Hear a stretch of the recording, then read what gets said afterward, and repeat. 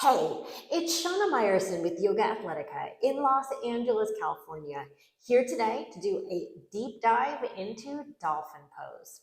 I love this pose. Not only does it set you up for an amazing Pincha Mayurasana, but it's a shoulder opener, it's an upper back opener, it's a chest opener, it's a hamstrings opener, it's a leg strengthener, and yes, you guessed it. It even involves core. This should all come as no surprise to you because dolphin is basically a deeper version of downward facing dog, which is probably the most consummate of all the yoga poses as far as sort of touching everything in a really nice way. So, you ready? Let's dive in. First things first. I come from a more classical practice wherein a dolphin pose is done with the arms parallel. Okay, so I know that on social media today and in some of the newer practices, they like hand on hand with the arms in a triangle. Okay, as always, I'm not here to tell you my way is the only way. I'm telling you this is the way that I practice. It is the classical method, and I do think that it is the deepest and most effective as well. Keep in mind, when you're coming into a Pincha Mayurasana, right, the forearm balance that dolphin is a precursor to, which is my most stable base? If that doesn't make sense to you, think about like if I said build a table, how many legs are you going to put on it? Unless you're trying to be all artsy fartsy, I bet you're going to put on 4. Why? Because a square base is my most stable base. Now think about it. Arms parallel forms a square. 1, 2, 3, 4 points. Hands together forms a triangle. Still a stable base, but not the most stable base. Also, for better or for worse, when you take your hands into a triangle, it's very forgiving on the shoulders and allows the arms to internally rotate rather than the work we're generally working on in yoga, which is the external rotation. Why do we like external? Because external broadens the chest, the collars, the shoulders. So, that being said, arms are maybe turning forward, backwards, sideways, probably not backwards, you don't want to look at my butt. The arms are elbows in line with your shoulders, okay, in parallel. How do you know your arms are parallel? Basically, if you draw a line from your elbow straight to your middle finger, it will go straight forward forever. Remember that the concept of parallel means that 2 lines go together forever in one direction without ever touching, okay? Now, it's very common for people who are trying to keep their hands forward to sort of collapse their hands in like this. I'm going to encourage you to try not to do that.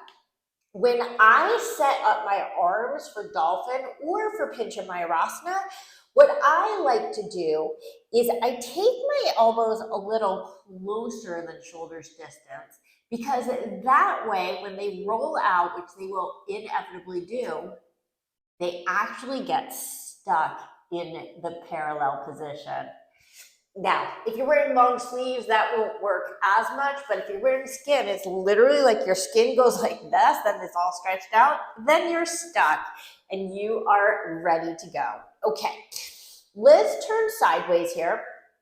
So my arm, again, is parallel. Another way to tell if your arm is parallel is that it is facing the same exact direction as the side of your mat.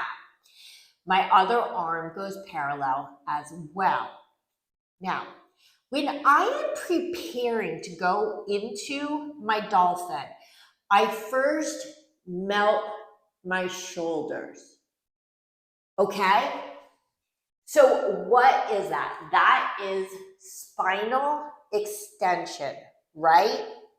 The mistake that a lot of people make in their dolphin is they come in flexion, which means like a round spine, like this. Okay? I want you to pay attention to how this looks so that you can see the difference between flexion, rounding your spine, and extension, which is either lengthening or even creating something of a back bend.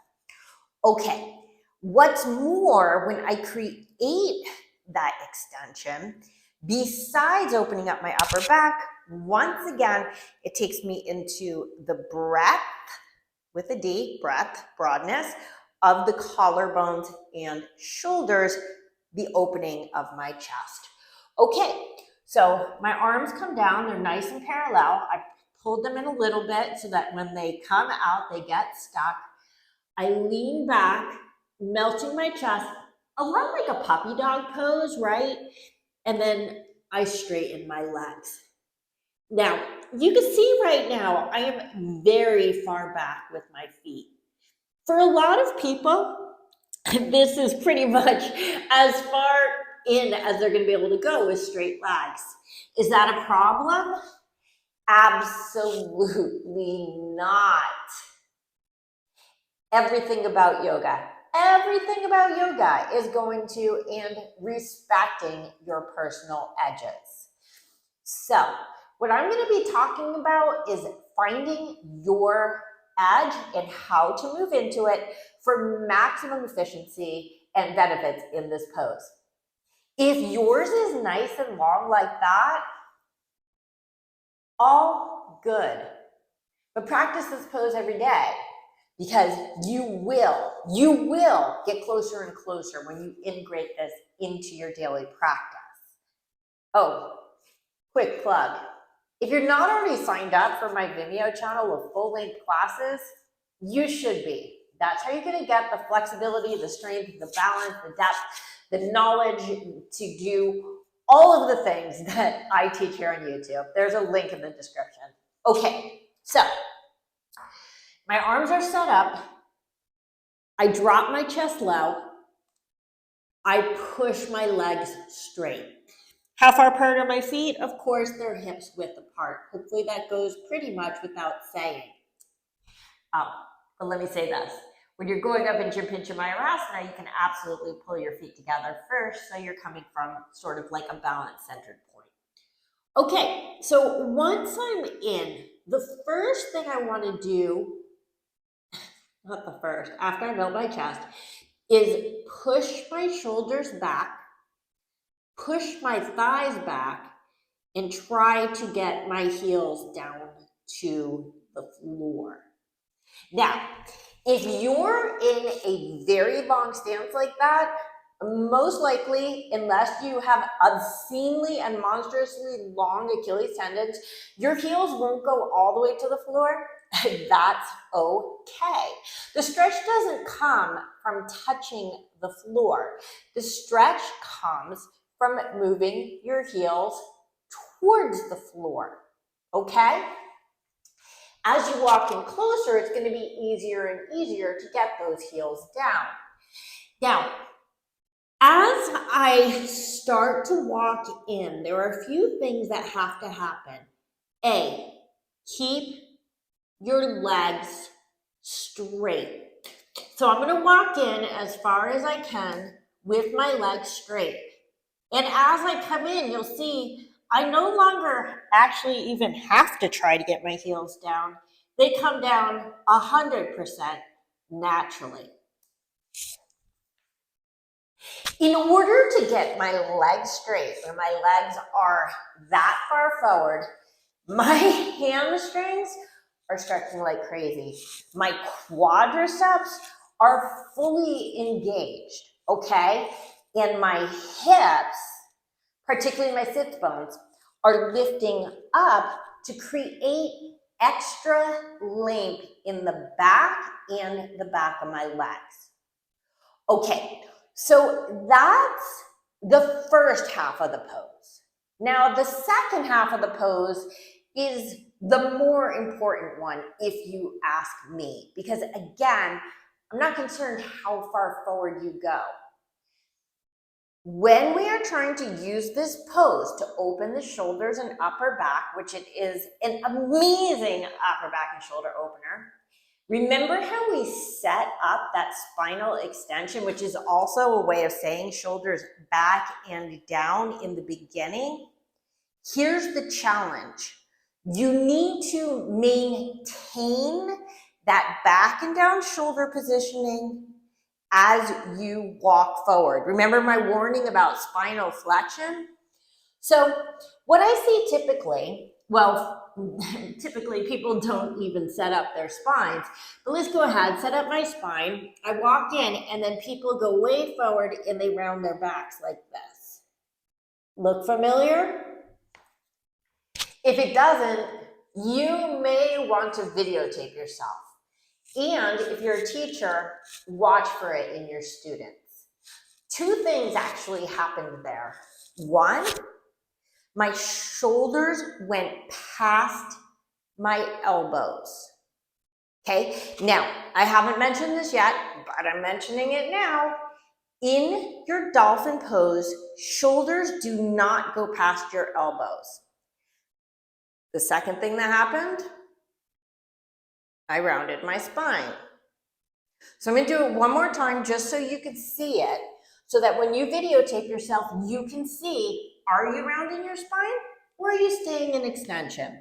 So if as I walk forward, my shoulders go forward and my spine rounds, it looks like this. By the way, want another shortcut to maintain the opening of your spine? Keep your gaze forward. Think about it. When my gaze goes forward, what happens to my back? I'm not doing this on purpose, okay? I'm just moving naturally. My gaze goes forward, my spine naturally goes into extension. Hopefully you know why. It's because your neck is your cervical spine. Your neck is your spine. So when you arch your neck, it arches your spine. Likewise, when I look down, what does it do to my back? Flexion, right? So, gaze is forward, shoulders are back and down, and the main point that I want to impart here, where all the work comes from, is keep your shoulders pulling back so that they never go past the line of your elbow, okay? It's okay if they're slightly behind, and if you're tight, they'll probably be really far behind, but you don't want them to go past. So I set up the extension, my gaze is forward. Straightening my legs, I walk in, and as I do, there's a strong resistance of my shoulders back. As I walk in, the shoulders will go a little bit forward, right? Because they started way back and I want them to finish approximately over my elbows, but I press back like I'm trying to get my elbows, or sorry, not my elbows, my armpits to my thighs. My legs are fired up like crazy. And that, my friends, is dolphin pose. This is Shana Meyerson with YOGAthletica in Los Angeles, California. I hope you enjoyed this deep dive. Do integrate this pose into your daily practice. It's one step deeper than downward facing dog, probably the most comprehensive pose in our basic yoga practice.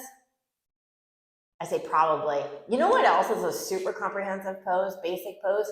Triangle pose. Talk about expanding in every direction. Anyway, get into this pose. It's also going to help you immensely if you have Pincha Mayurasana forearm balance goals. Again, this is Shana Meyerson with YOGAthletica in Los Angeles, California. Wishing you an awesome day.